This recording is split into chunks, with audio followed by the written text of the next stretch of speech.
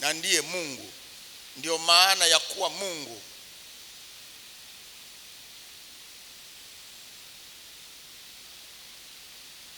Maana kama Mungu ajui itakachotokea, si Mungu. Na kama anajua lakini ana uwezo wa kukabiliana nacho, na huyo naye si Mungu.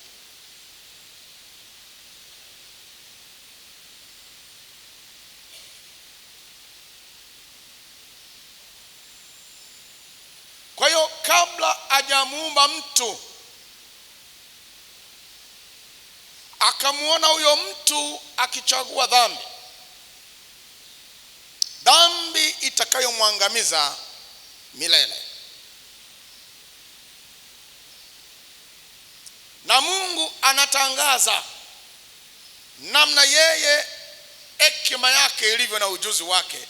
Anasema, nitangazaye mwanzo tokea mwisho, na mwisho tokea mwanzo. Mapenzi yangu ndiyo yatakayotimizwa. Kwa sababu hiyo akaazimu ya kwamba mtu ataumbwa, pamoja na kwamba atachagua dhambi. Na akaazimu kwamba huyu mtu akichagua dhambi atakombolewa kutoka dhambini. Na haya ni kabla mtu hajaumbwa.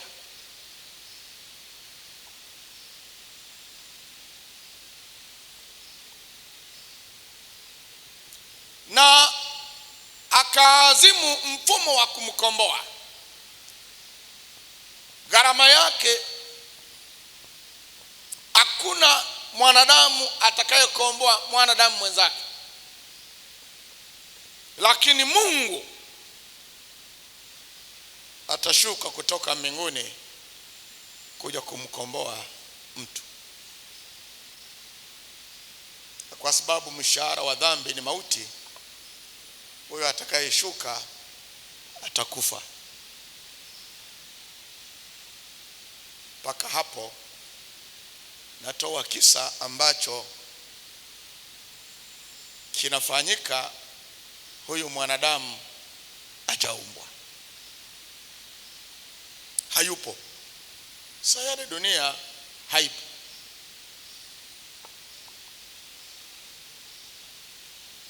Ili huyu mwanadamu aliyekana asije akafikiri ana cha kufanya, Mungu amekwisha fanya. Asije akatembea na kiburi akafikiri anaweza, Mungu ndiye anaweza. Asije akafikiri ni mjanja, Mungu ndiye mjanja.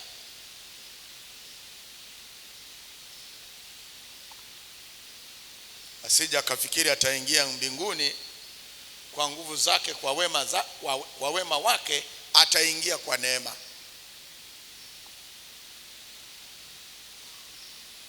Kwa hiyo mpango huu ambao uliazimiwa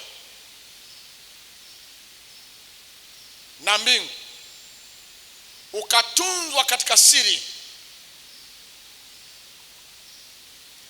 ambayo hakuna mwanadamu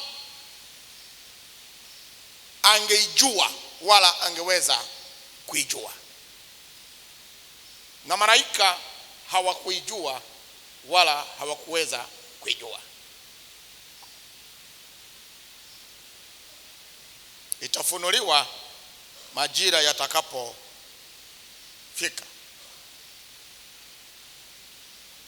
Katunzwa katika siri, na kwa kuwa umetunzwa katika siri, majira yakifika ndipo Bwana ataifunua. Na majira hayo ni Adamu huyo mtu atakapotenda dhambi, ndipo huu mpango utakapofunuliwa.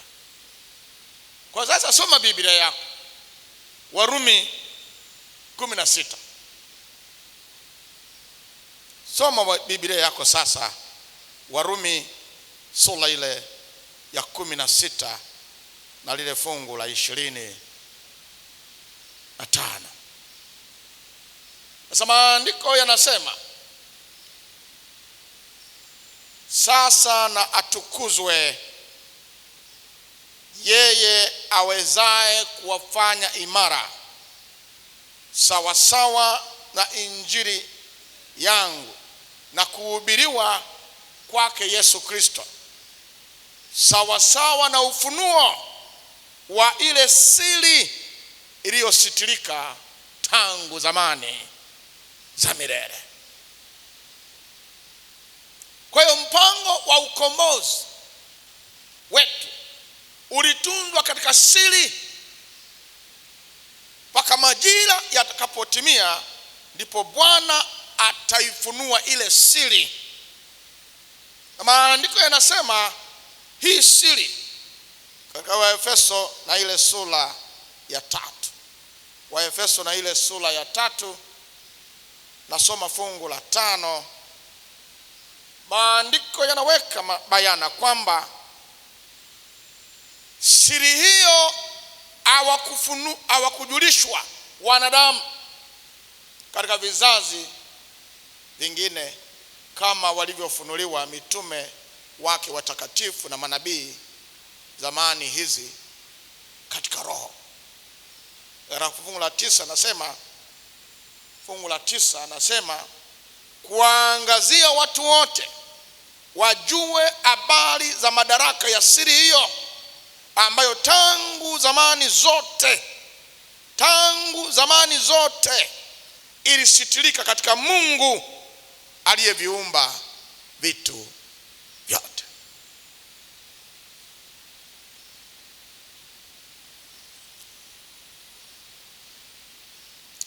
Kaitunza hiyo siri. Na ndio maana basi maandiko yanakueleza kwamba wakati wa uumbaji dunia ilipoumbwa,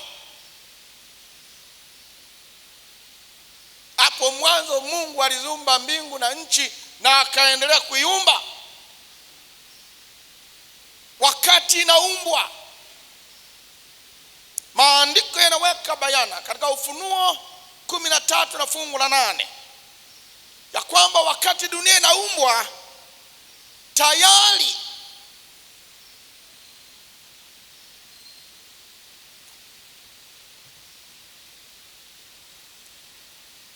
Bwana wetu Yesu Kristo alikuwa amekwisha jitoa kutukomboa. Ndio maana maandiko yanakaa namna hii. 13 fungu la 8, na watu wote wakao juu ya nchi watamsujudu kila ambaye jina lake alikuandikwa katika kitabu cha uzima cha mwana kondoo aliyechinjwa tangu kuwekwa misingi ya ulimwengu. Sasa dunia inaumbwa, anaitwa mwana kondoo aliyechinjwa. Yaani inaumbwa tayari amejitoa kuwakomboa wanadamu.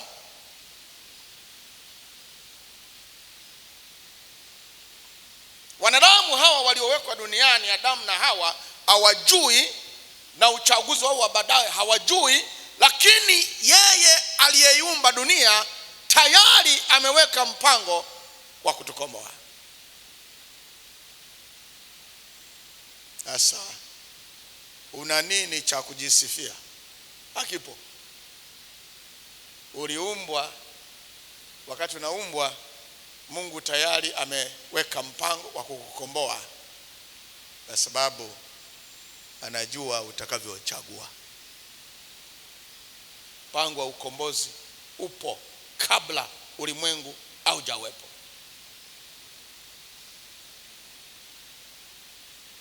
Kwa hiyo hata ukiwa unaendesha gari,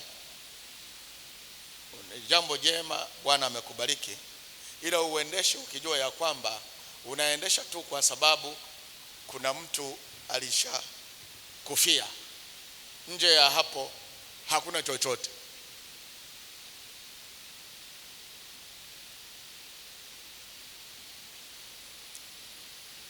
Kwa maneno mengine, Mungu alizindua kutoa kabla ya kuumba mtu.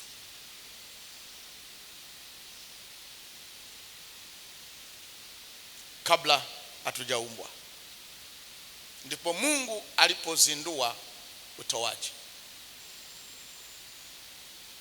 Utoaji hauanzi katika bustani ya Eden na wana wa Israeli. Utoaji unaanza na Mungu mwenyewe.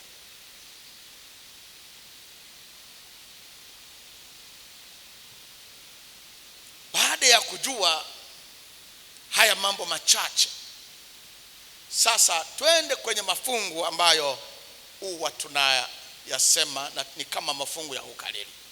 Yohana 1:1. Fungua Biblia yako. Hilo ni fungu la kukariri. Yohana 1:1. Lina kiitikio cha kukariri, na nyinyi mtaitikia. Hapo mwanzo. Yohana 1:1. Hapo mwanzo naye neno, naye neno. Hilo ni fungu la kukariri. Kwa hiyo neno alikuweko kwa Mungu, naye neno ni Mungu. Umekariri vizuri. Twende fungu lingine la ukariri. Fungua Biblia yako. Yohana 4. Kitabu cha Yohana na ile sura ya 4. Nenda lile fungu la 24. Lina sehemu mbili, na mimi nitashughulika na sehemu ya kwanza tu. Yohana 4 na fungu la 24. Mungu ni. Sikiliza. Hapa tunazungumzia utoaji. Mwanzo kulikuwa na neno. Neno alikuwa kwa Mungu, naye neno alikuwa ni Mungu. Sasa Mungu ni nini? Mungu ni nini? Roho. Biblia lazima iwe rahisi. Mungu ni roho. Sasa ukisikia Mungu ni roho, unakuwa Mungu ni roho, sawa kabisa. Ila umeelewa nini? Mungu ni roho. Sasa ngoja nifafanue kidogo kuhusu roho, na nitatumia Biblia ili kanisa hili la Kana liwe linajua sasa kusoma Biblia kama maji. Twende Luka 24. Luka 24, tunakwenda kwenye kisa cha kufufuka kwa Yesu. Yesu amefufuka na ameenda kuwatokea wanafunzi wake, na wanafunzi wa Yesu wamekuwa na mashaka kwa kile wanachoona.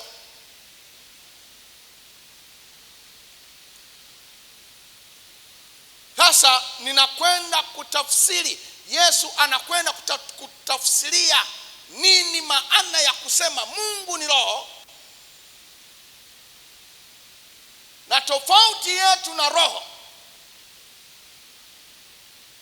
Fungu la 39. Nenda kwenye Biblia yako. 39.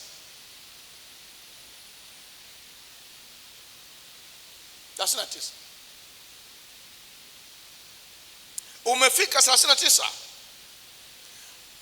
Bwana Yesu anasema, fungu la 39, tazameni nini? Tazameni nini?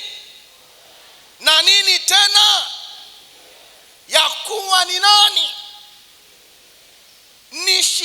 Nishikeni muone ya kuwa roho aina nini na nini tena.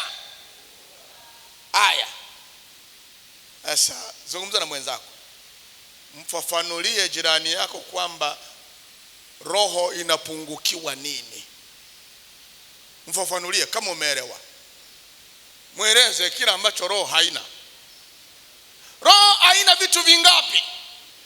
Haina vitu vingapi? Cha kwanza, haina nini roho? Mwili. Cha pili, haina nini? Mifupa.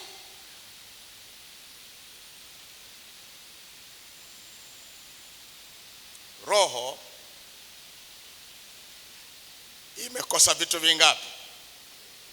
Cha kwanza ni nini ilichokosa? Alafu cha pili imekosa nini? Mifupa. Sasa huyo jirani yako ana mwili na mifupa au ana? Umwambie akujibu mwenyewe kwamba rafiki, wewe mwili na mifupa unavyo? Akikwambia ndio, mdhibitishie kwamba wewe sio roho.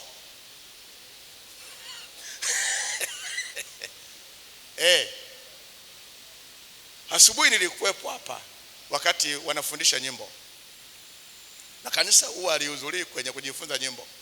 Kwa hiyo nyimbo zingine wanaitikia ambazo sio za kuitikia. Namshukuru sana aliyekuwa anaonyesha wimbo hapa.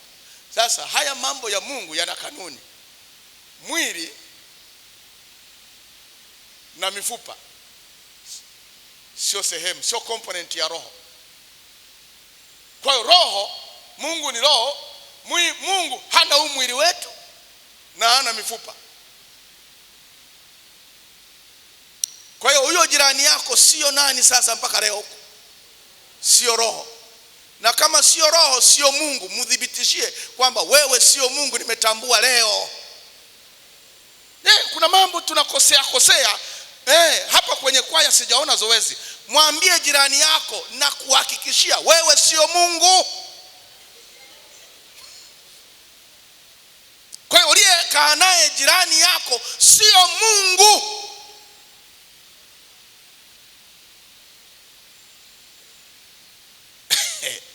Ukweli mwepesi.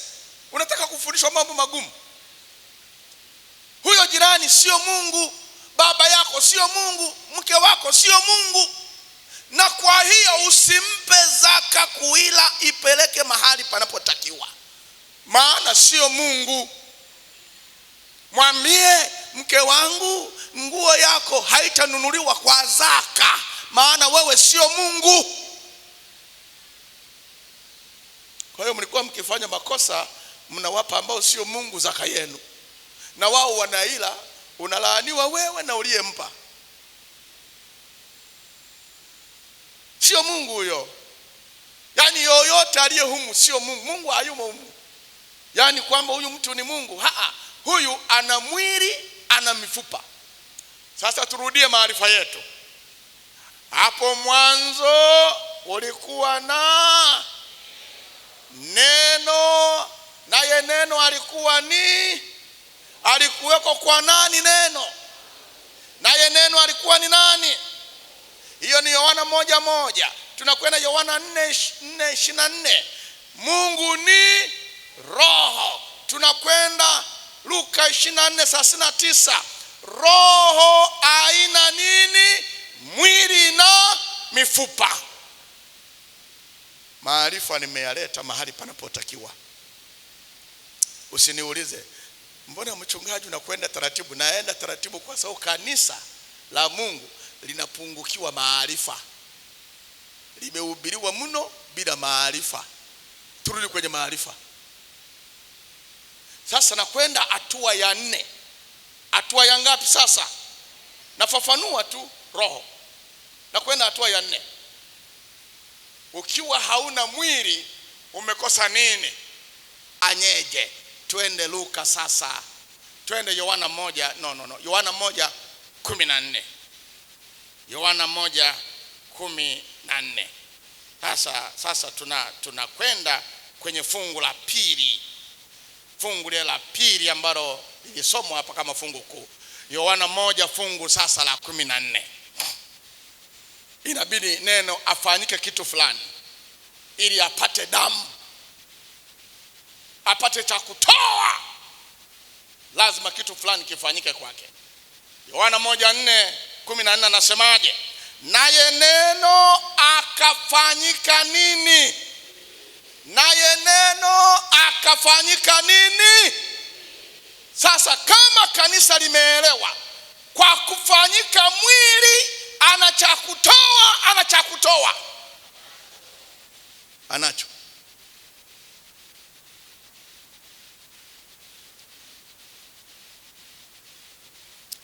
Muwe mnasoma Biblia katika wepesi wake. Mpaka hapa sijasema ini Giriki, ini Hebrew. Hakuna cha Giriki na Hebrew hapa, ni neno kwa neno. Bwana Yesu asifiwe. Shangilieni Bwana. Bwana Yesu asifiwe. Ni neno kwa nini? Umesikia nasema Hebrew? Au unafikiri Hebrew sijui na Giriki sijui? Najua, lakini hayana maana. Na wachungaji wenzangu, Hebrew na Giriki mkae nazo huko kwenye shule. Hapo washiriki wanahitaji Biblia inyoke ili wokovu uwe rahisi. Kwa hiyo neno akafanyika nini sasa? Alafu alipofanyika mwili akafanana na sisi, akakaa wapi sasa? Kwetu. Tukaona utukufu wake, utukufu kama wa mwana pekee atokaye kwa Baba, amejaa neema na nini? Sasa kwa kuwa amefanyika mwili, hawezi kukaa mbinguni, inabidi ashuke kwa ndugu zake ambao ni sisi.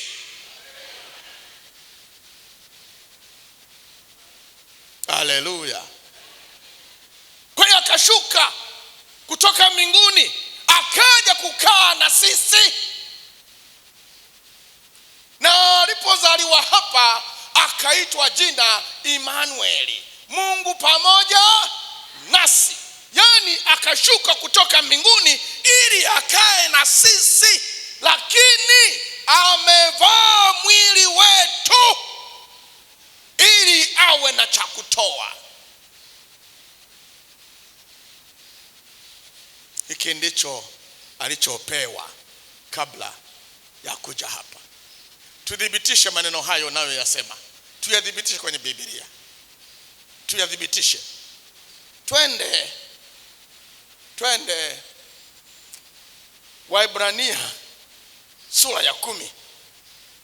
Waebrania ile sura ya 10. Sura ya 10 ya kitabu cha Waebrania.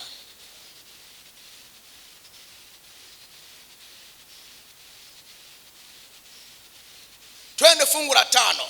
Twende fungu la 5. Hilo tutalisoma wote kanisa zima kwa furaha. 1, 2, 3.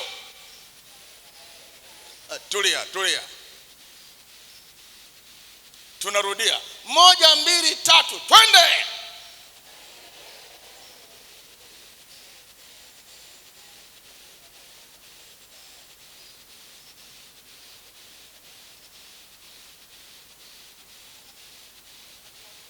Paka mutalisoma tu. 1, 2, 3. Twende.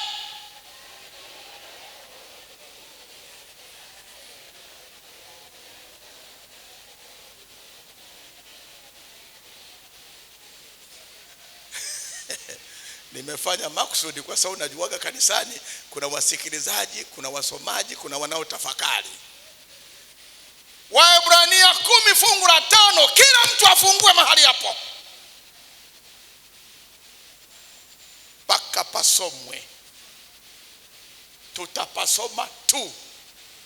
Unataka usitake utapasoma, maana hapo ndipo penye mzizi wa fitina.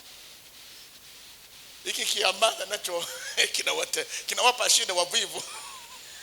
Haya, Waebrania 10 fungu la 5. 1, 2, tusome.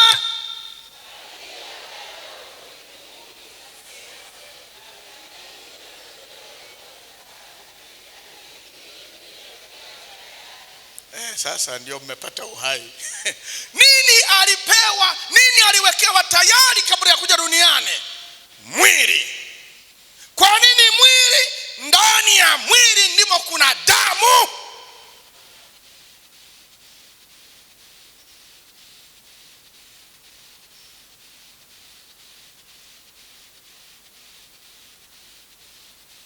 ndani ya mwili ndio kuna damu.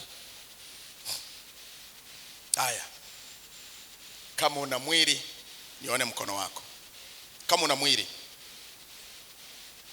kama una mwili simama kwa miguu yako. Kama una mwili, wenye mwili tu. Niko serious.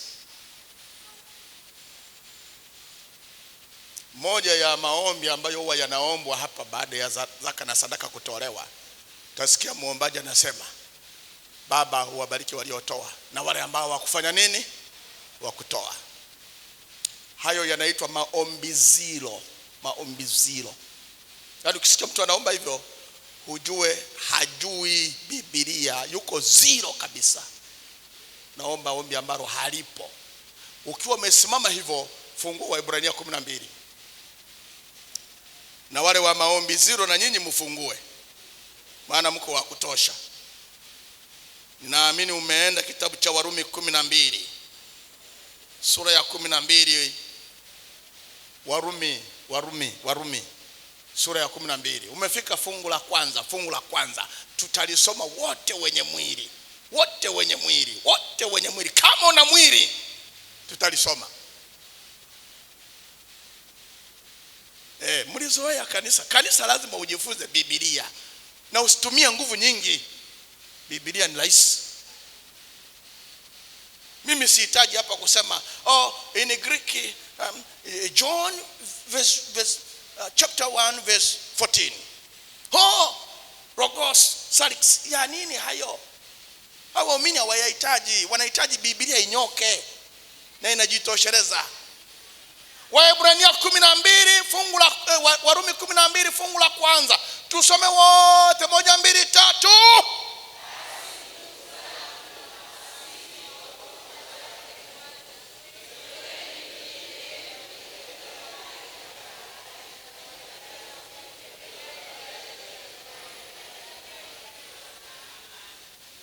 Haya, tusaidiane. Kuna ambaye ana mwili hapa. Haya.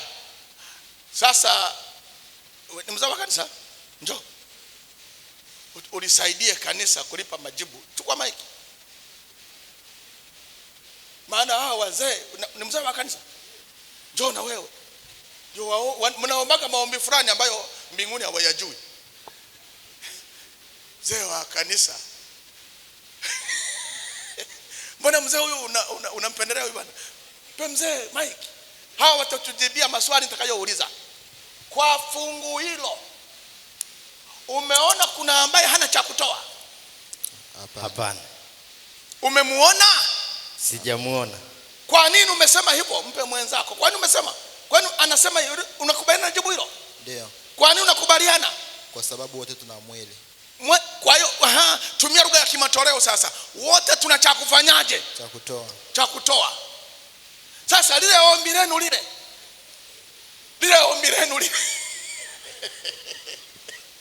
asisemi hawa wanaliomba. Lile ombi lenu, uwabariki wenye waliotoa na ambao hawana cha kufanyaje. Huwa ni sahihi, huwa ni maneno ya kukariri. Hayako kwenye Biblia kabisa. Hayako. Kila unayemuona hapa ana cha kufanyaje? Cha kutoa. Ndio. Kila unayemuona hapa ana cha kufanyaje mpendwa? Cha kutoa. Umelielewa? Yaani nakuona kwenye uso umeshalielewa. Sasa kanisa zima mna cha kutoa. Mpe jirani yako taarifa kwamba kuanzia leo ni marufuku kutotoa. Niko nafuatilia kwaya hii. Ninamfuatilia kiongozi wa nyimbo. Mwambie. Huyu hajaelezwa. Wewe mwambie vizuri. Sikiliza, kwa mujibu wa Biblia kila mtu ana cha kutoa. Kila mtu ana cha kufanyaje? Umenielewa? Kila mtu ana cha kutoa. Nani alikuambia una cha kutoa? Kwa hiyo ni ngumu. Na ili Yesu atowe, naye ilibidi afanyeje? Apewe. Na alichopewa ndicho kile ambacho Bwana ametupa kwenye uumbaji. Akatoa asili yetu ili awe na cha kutoa, na ndicho kilichomleta mzee. Soma 17 Yohana fungu la 2. Yaani unaweza ukaona mshiriki shemasi anasema hivi, ananyosha mkono hivi, wamemtazama kama hawamuoni. Sasa muanze kumuona. Kama utoi, hazipo mbingu.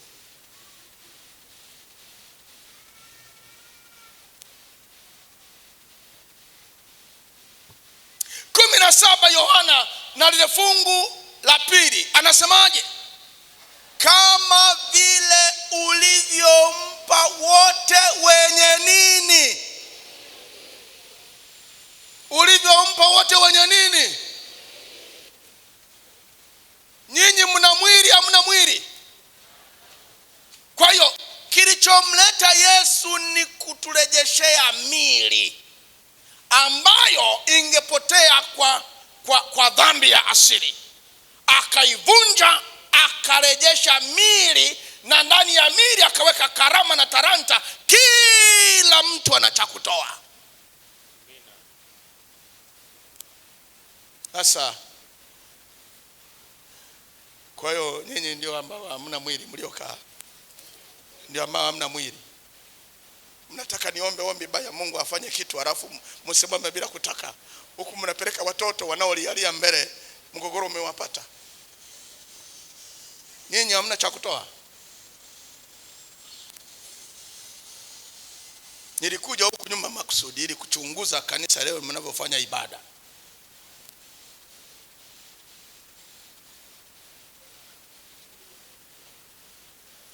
Mliokaa na watoto, simama! Simama! Kumfanya Mungu shemeji yenu. Kanisa gani? Mungu tangu lini Mungu akawa shemeji yenu? Mnafikiri Mungu ni mwanadamu? Wewe una mwili, zaka na sadaka utoi.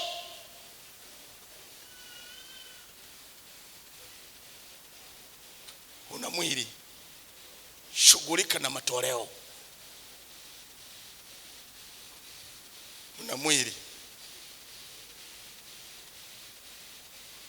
mwili, shughulika na matoleo. Na kilichomleta Yesu ni kushughulika na wenye mwili. Na anasema kama vile ulivyompa wote wenye mwili, ili wote awape uzima wa nini? Wa milele. Kwa nini? Kwa sababu mwili uliopewa ni matoleo namba 1 ambayo Mungu amekuwa akiyasubiri, na wazee wanatufariji kwa kusema na wale ambao wana cha kufanyaje? Cha kutoa. Nani alikuambia unakuja na mikono mitupu wakati amekupa mwili? Kwa toleo namba 1 ni wewe mwenyewe, your Christian life, na karama na talanta alizoweka ndani yako. Na Yesu hivyo hakuwa navyo, maana alikuwa ni Mungu na alikuwa ni roho, na roho haina nini? Mwili. Lakini ikabidi afanyike mwili, aje akae na wenye mwili ili awakomboe wenye mwili.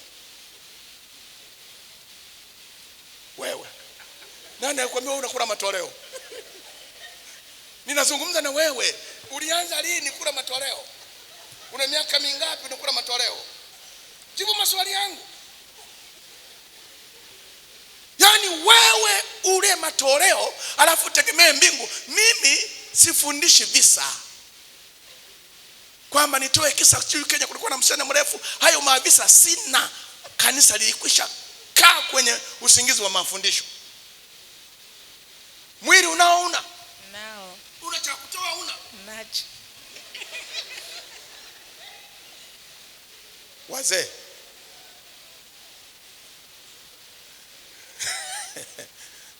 Na kama una mwili na una madeni na Mungu ya zaka na sadaka, tutakuombea leo ili mchana tuendelee kujifunza kutokea hapo. Tulia rafiki. tutakuombea. Kama una madeni na Mungu, mwili ulikuwa nao lakini umeshakula zaka, na ukiangalia background na historia yako ina mgogoro wa matoleo, piga hatua 5. Piga hatua 5. Kama unaelewa Kiswahili, piga hatua 5. Kama hatua 5 zina maana ya kutoa kwenye kiti, toka. Yani ule zaka na mwili unao. Piga hatua 5. Piga hatua 5. Ninaongeza, piga 10. Ninaongeza, piga 20. Ninaongeza, piga 30. Mchungaji Solomoni njoo hapa. Tunakwenda kuweka mkutano huu mikononi mwa Bwana, kwa sababu kuna dhambi huwa tunatenda bila kujua. Hii nitaifafanua, nitaikuza mchana. Nitaikuza hii mada mchana. Uone hatima mbaya ya kuwa na mwili lakini una hatia ya kula matoleo. Mili walikuwa nayo, na kama walileta zaka, zaka haikuwa kamili. Kama walileta sadaka, walisema tunavyojisikia. Hapo hakuna cha kujisikia. There was no way for Jesus to save humanity without the body. Yani kulikuwa hakuna njia ya Yesu kutukomboa bila kutoa mwili wetu. Ndio maana akafanyika mwili, na alipofanyika mwili, standard yake ilikuwa ni ya hapa duniani ambako kuna watu wenye mwili, akashuka. Sasa nitakuza mada, ni nani alisababisha mwili awe nao, aliusimamiaje, na aliutoaje msalabani, na nini kilikufa msalabani. Hiyo nitafanya mchana. Sasa hivi nataka tu ujue ya kwamba kitendo cha kuwa na mwili alafu uleti zaka ya Bwana, kipigo chake nitakieleza mchana Bwana atakapopiga. Sikiliza, hata kufungwa kwa mlango wa rehema unafungwa na maneno yafuatayo: mwenye kudhulumu azidi kufanyaje? Maana yake aliyedhulumiwa ni Mungu, kwa kuwa dunia iliumbwa kwa kutoa kwanza. Yani Kristo, neno, alijitoa mapema. Anamuumba mtu akiwa tayari amejitoa, anajua nitamfia. Ndio maana msalabani anasema alipoona yote yametimia, akasema imekwisha. Yametimia yapi? Ule mpango wa ukombozi umetekelezeka. Ndipo akatoa uhai wake.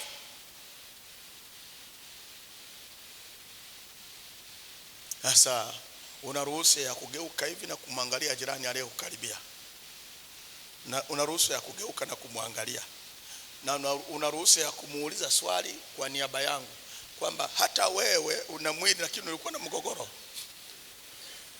Muulize sasa kwa niaba yangu, muulize kwa niaba yangu kwamba hata wewe una mgogoro wa matoleo wakati una mwili. Muulize sasa kwa niaba yangu. Nataka kuwatuma wachungaji wazunguke kuona swali hili limetekelezeka. Kuna mambo ambayo mbingu zinaumia, lakini nini kinafanya wakati fulani Mungu asitupige?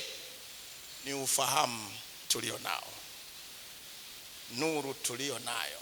Akiona ni ndogo, anatumia fungu moja.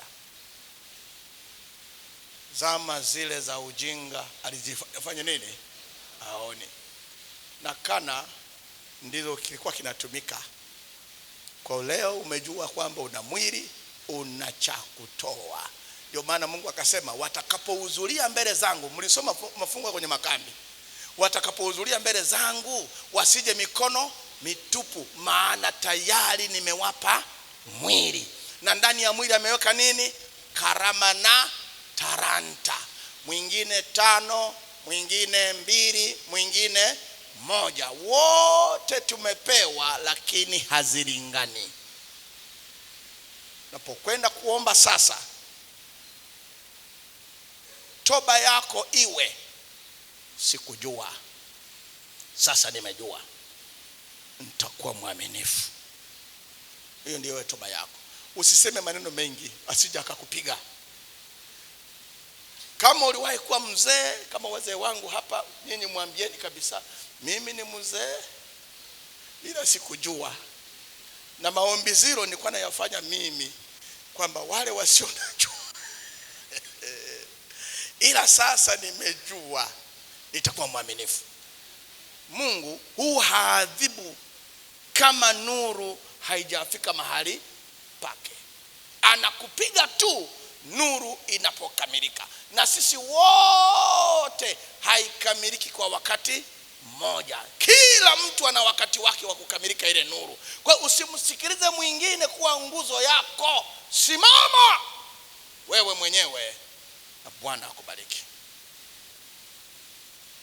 Katika wenye